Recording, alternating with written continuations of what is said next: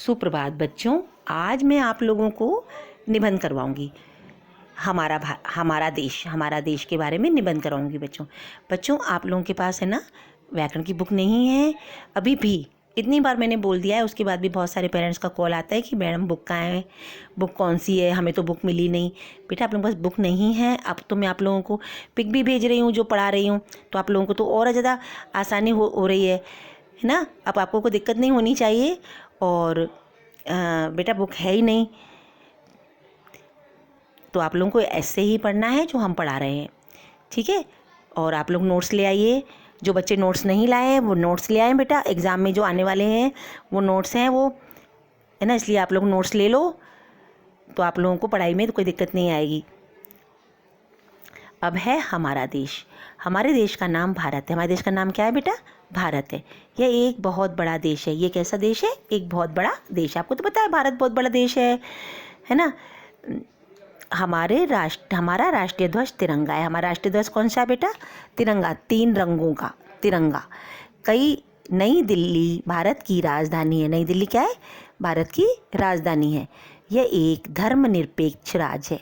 यह एक धर्म मतलब सभी धर्मों को मानने वाला है ना, तो धर्मनिरपेक्ष राज्य है। यहाँ अनेक धर्मों के लोग रहते हैं। यहाँ क्या अलग अलग धर्मों को मानने वाले लोग रहते हैं, जैसे हिंदू, मुस्लिम, सिख, ईसाई, है ना, जैनी, है ना, जैन धर्म को भी मानने वाले लोग रहते हैं। यहाँ अनेक भाषाएं बोली जाती हैं। यहाँ कैसी भाषाएं जाती हैं? बहुत सारी भाषाएं बोली जाती हैं। पंजाबी, सिंधी, गुजराती, मलयालम, कन्नड़, है ना, उड़िया, बहुत सारी भाषाएं बोली जाती हैं यहाँ पर। सभी भारतीय हमारी राष्ट्रीय भाषा हिंदी है। और हमारी राष्ट्रीय भाषा कैसी है? हिंदी है। हिंदी हम सबको जोड़ती है बेटा। देखिए हम लोग अलग अलग भाषाएं को बोलने वाले लोग हैं, लेकिन जब हम लोग एक साथ होते हैं तो हम हिंदी बोलते हैं, तो हिंदी हम लोगों को जोड़ती है ना।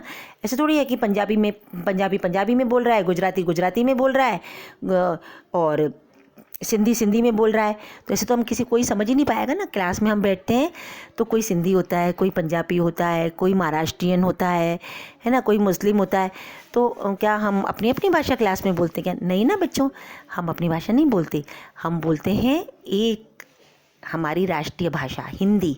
हिंदी हम सब लोगों को जोड़ती है आपस में। सभी भारतीय विभिन्न प्रकार के त्यौहार मिलजुल कर बनाते हैं। सभी भारतीय क्या करते हैं? सारे त्यौहार मिलजुल कर बनाते हैं। महाराष्ट्रियन ये थोड़ी बोलते हैं कि नहीं हमारी तो गणेश उत्सव है, हम सिर्फ गणेश उत्सव मनाएंगे और कोई त्यौहार नहीं मनाएंगे। नहीं ना। पंजाबी ये थोड़ी बोलता है कि नहीं भैया हम सिर्फ गुरु नानक जी का पर्व आएगा तभी हम मनाएंगे, नहीं तो हम नहीं मनाएंगे भाई, हम तो बैसाखी मनाएंगे बस। नहीं ना, सभी लोग मिलजुल कर सारे त्यौहार मनाते हैं। भारत का प्राकृतिक सौंदर्य देखते ही बनता है, मतलब बहुत अच्छा है भारत का प्राकृतिक सौंदर्य। प्रकृति में जो सौंदर्य होता है ना, जैसे देखिए कश्मीर का, और कश्मीर जाते हैं, कश्मीर को तो धरती का स्वर्ग कहते हैं। और भी बहुत सारे दार्शनिक स्थल हैं, पंचवटी है, वहाँ पर ऐसे लगता है फूलों से लदी हुई, है ना, पूरे चारों तरफ फूल ही फूल बिखरे रहते हैं। वहाँ पर ऐसा लगता है जैसे फूलों से लदा हुआ शहर है पंचवटी, है ना। तो ऐसे बहुत से शहर हैं अपने यहाँ, सिटियाँ हैं। वहाँ का कुल्लू मनाली है देखने के लिए, बहुत अच्छी अच्छी जगह हैं जो हम जाते हैं। तो यहाँ का प्राकृतिक सौंदर्य बहुत ही अच्छा है। हिमालय पर्वत से नदियाँ निकलकर पूरे देश का भ्रमण करती हैं। क्या कहते हैं? हिमालय पर्वत से नदियाँ निकलती हैं और पूरे देश में फैल जाती हैं बेटा, है ना। एक शहर से आकर दूसरे शहर ऐसे आती हैं, पूरे शहरों में आ जाती हैं। बाघ हमारा राष्ट्रीय पशु है। आपको पता है कि बाघ हमारा राष्ट्रीय पशु है, मोर हमारा राष्ट्रीय पक्षी है। और भी आप लोगों को पता है कमल हमारा राष्ट्रीय फूल है ना। हमारे देश में अनेक महापुरुषों ने जन्म दिया। हमारे देश में अनेक महापुरुषों ने जन्म लिया है। आप लोगों को पता है जैसे महावीर, नानक, बुद्ध, गांधी जी, और साईं बाबा, बहुत सारे महापुरुषों ने हमारे देश में जन्म लिया है। और बहुत सारे महापुरुषों ने हमारे देश को आज़ाद कराने के लिए अपने प्राणों को न्यौछावर कर दिया।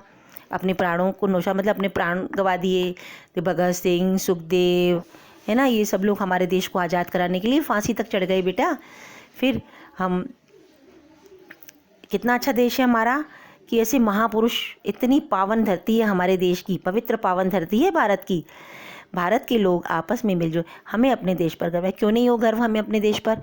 इतना अच्छा देश है हमारा देश, तो हमें अपने देश पर तो गर्व होना चाहिए कि इतने लोगों ने हमारे देश को आज़ाद कराने के लिए बलिदान दिया। किसी ने नहीं सोचा, उसमें सारे धर्म के लोग थे, हिंदू थे, मुस्लिम थे, सिख थे, ईसाई थे। उन्होंने तो ये नहीं सोचा कि ये हमारा देश नहीं है तो हम इसको ऐसा नहीं करेंगे ना। पहले तो इंडिया एक ही था, भारत एक ही था।